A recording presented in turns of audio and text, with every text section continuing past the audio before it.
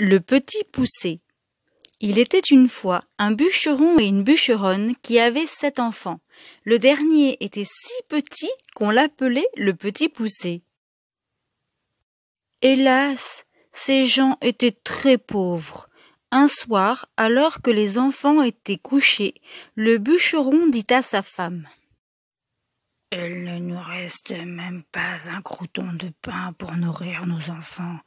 Je ne veux pas les voir mourir de faim sous mes yeux. Demain j'irai les perdre dans la forêt. » Entendant cela, la bûcheronne se mit à pleurer, mais elle fut bien obligée d'accepter. Heureusement, le petit poussé était caché derrière la porte. Il avait tout entendu. Vite, il réfléchit à ce qu'il pouvait faire. Il courut jusqu'au ruisseau, il remplit ses poches de petits cailloux blancs et sans bruit, il retourna se coucher.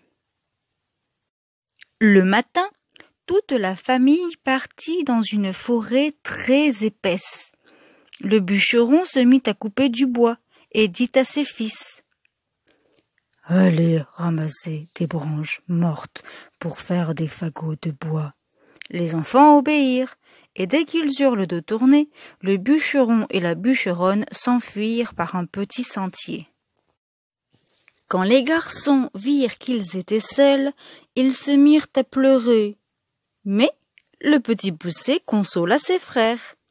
« N'ayez pas peur, j'ai semé des petits cailloux tout le long du chemin.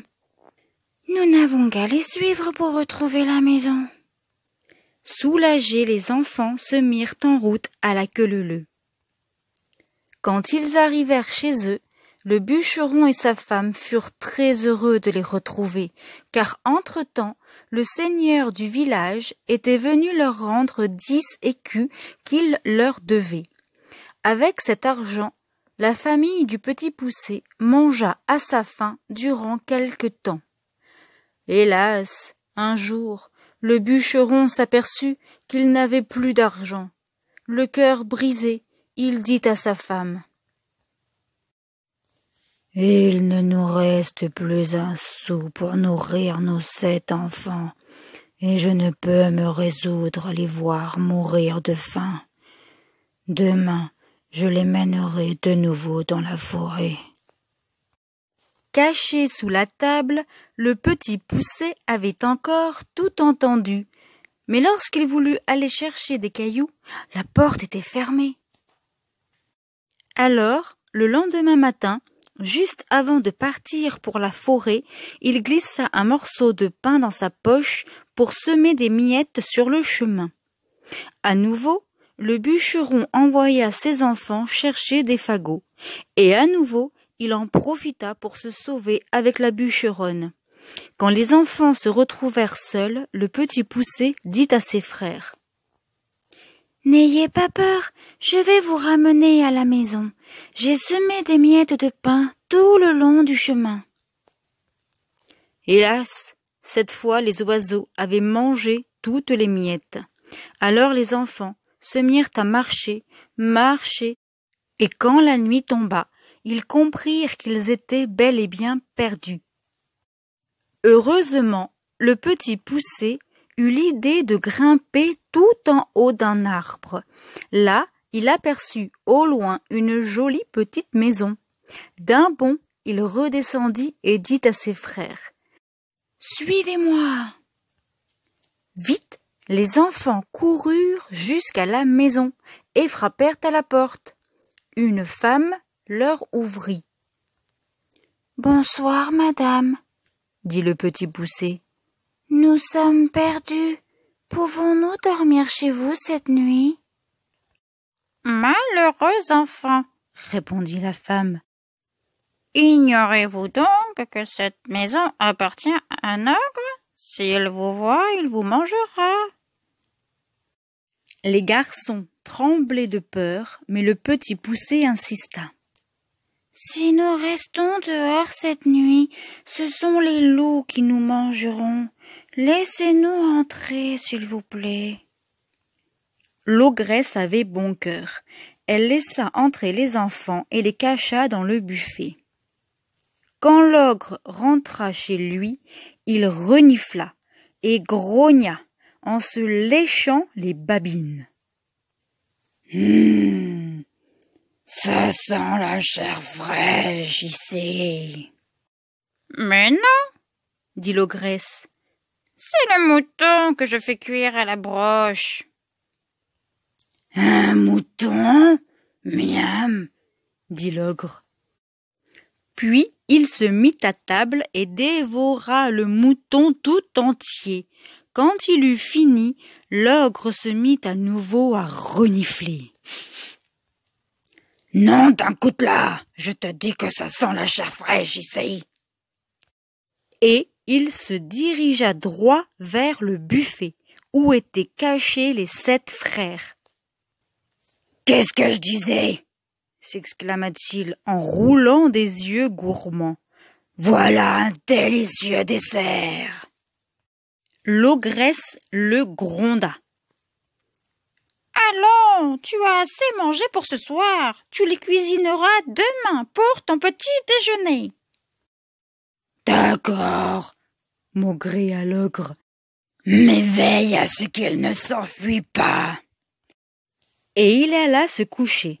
L'ogresse conduisit les 7 garçons dans une chambre où se trouvaient 2 grands lits. Les 7 filles de l'ogre dormaient dans un des lits, avec une petite couronne sur leur tête. Le petit Poucet et ses frères se couchèrent dans l'autre. Le petit Poucet n'arrivait pas à dormir. Il craignait que durant la nuit, l'ogre ne change d'avis et ne vienne les égorger. Soudain, il eut une idée. Il ôta doucement les couronnes de la tête des petites ogresses, les mit sur la tête de ses frères et sur la sienne. C'était une excellente idée, car pendant la nuit, l'ogre se réveilla, mécontent d'avoir obéi à sa femme. Il attrapa son grand couteau et se glissa à tâtons dans la chambre des enfants. Quand il sentit les petites couronnes sous sa main, il se dirigea vers l'autre lit. Et il égorgea ses filles en croyant égorger les garçons, puis il retourna se coucher. Dès que le petit Poucet entendit l'ogre ronfler, il réveilla vite ses frères.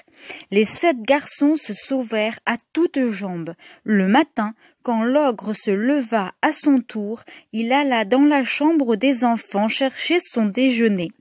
Quand il vit ses filles égorgées, il poussa un cri terrible et ordonna: « Femme, donne-moi mes bottes de 7 lieues, que je rattrape ces maudits enfants. » Et il chaussa ses bottes magiques.